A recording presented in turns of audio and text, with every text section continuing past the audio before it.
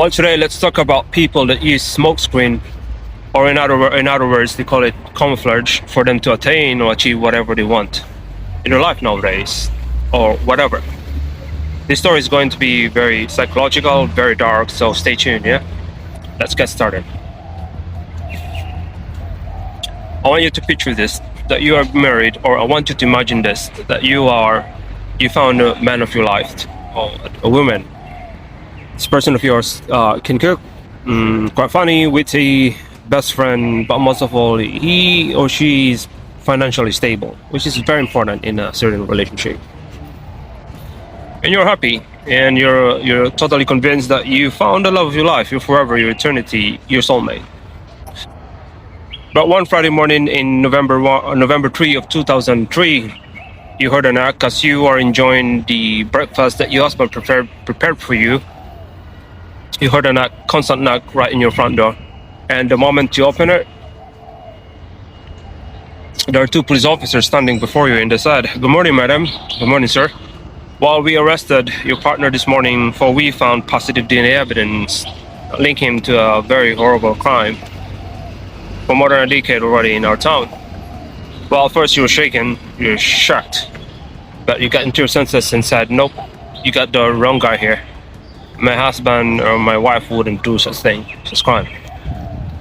But the police officer said, "Nope, we got your guy here, and if anything, here's the calling card." So you're left nothing with calling card, and you're waiting and waiting and waiting. And 2 years later, finally, your partner suddenly decided to just agree to say yes with all the crimes. Why? Because he wanted to evade death penalty. So, as you were listening to one of his interviews, you were shocked, and this made you think about your husband and change your mind. After all, you lost the love, you lost everything about him, because this is what it said in his interview. "Mr. Gary Ridgier, you are the Green River killer, right?" "Yes, I am." "You have killed more than 43 women, right?" "Yes, I did kill them all." "Well, I got one question for you, sir. So yeah, let me know. What's your question?" "Well, you're married to Miss Judith for more than a decade already. Why didn't you kill her yet?" "Well, I always wanted to kill my wife so many times, but I want to remain unsuspected. You know, keep it low." That moment in time, you realize that the husband you married, or the person you married, is a serial killer in your town.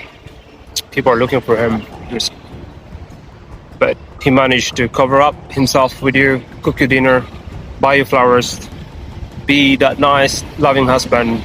But in the end of the story, you married a horrible man.